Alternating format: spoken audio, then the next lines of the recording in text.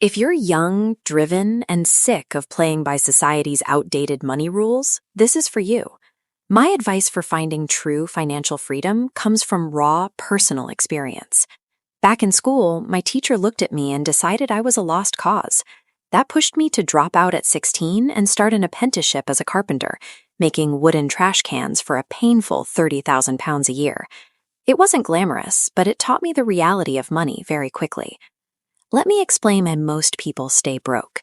Paying retail price for your entire life is exactly like being stuck in quicksand. The harder you work to pay for an overpriced lifestyle, the faster you sink into debt. Stage 1 is hacking your living costs. Let's break down the average life. Renting a standard one-bedroom flat in a major city immediately eats up a massive chunk of your income. Add in a car. Everyone wants that Porsche 911 they see on dream car lists, right? But luxury cars come with hidden, crippling costs. After fuel, maintenance, insurance, and the car payment itself, you're looking at around 5,000 pounds extra a year. Double that if you're taking someone out on dates. Then we have the boring bills: electricity, heating, water, and internet. Easily another 5,000 a year. Throw in health insurance if you're in the US, alongside leisure costs like gym memberships and nights out.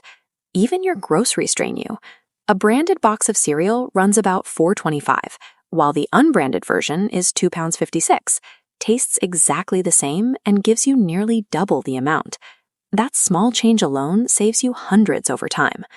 Without an aggressive strategy to cut these costs, the standard societal script guarantees you will live trapped in debt, regardless of how high your salary gets.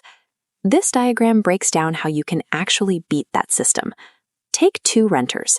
Jessica rents a luxury flat for $2,000 a month and pays it all from her salary. Mark, on the other hand, uses a snurter strategy. He buys a duplex. He lives in one unit and rents the other one out, using that rental income to cover his entire mortgage. Mark is effectively living for free while building equity. Even if you rent, you can house hack. I recently stayed at an incredible Airbnb near London Bridge. The host rented the place for $4,000 a month, and whenever he got a booking, he'd just go stay at his girlfriend's place. He only had to rent it out for 10 days to cover his entire month's rent. Just make sure you clear this with your landlord first. That brings us to stage 2, tax hacking. Dealing with high taxes and inflation without a strategy is like being a sandwich squeezed from both sides. Eventually, all your hard-earned wealth gets pushed out. There are 100% legal ways to keep your own money. If you have a side hustle, claim your home office and internet expenses as deductions. Use tax-free savings accounts.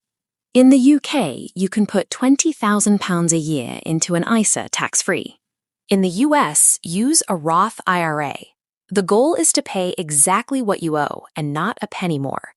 Aggressively minimizing your taxes and housing costs is the mandatory foundation you must build before you even attempt to grow your wealth.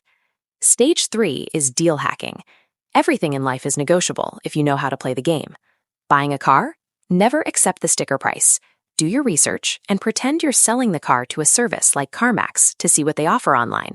Aim to pay as close to that true market value as possible and buy at the end of the month when salespeople are desperate to hit targets.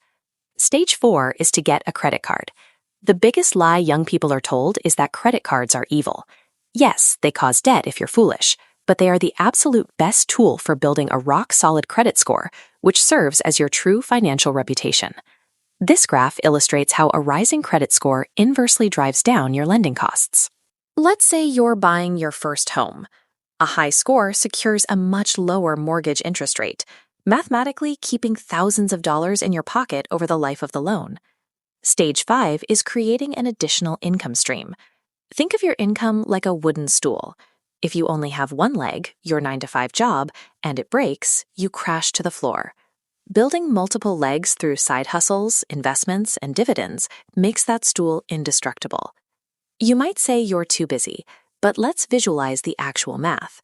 There are exactly 168 hours in a week. Subtract 40 for work, 56 for sleep, 10 for meals, and 10 for commuting. That leaves you with 52 free hours every single week. If you have that much time and still aren't starting a side hustle, lack of time is an invalid excuse. You just don't want financial freedom enough. Finally, stage 6 is using money for its true function. Poor people use money to pay bills. Middle-class people use money to build credit to buy bigger houses they can't afford. Rich people use money for expansion. They use money to make more money.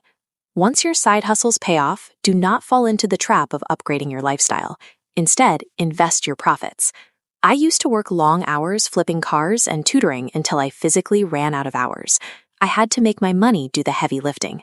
This network map breaks down the proper allocation for endless expansion. The stock market is the easiest place to start, with a heavy base and an S&P 500 index fund. You might keep about 5% in crypto, like Bitcoin and Ethereum, because the growth potential is huge despite the risk. And of course, real estate acts as the ultimate wealth builder. If you want to learn more about achieving financial freedom and growing your wealth, please hit subscribe, like, and share this video. True freedom only arrives the moment your money replaces your physical labor as the primary driver of your wealth. Thanks for watching.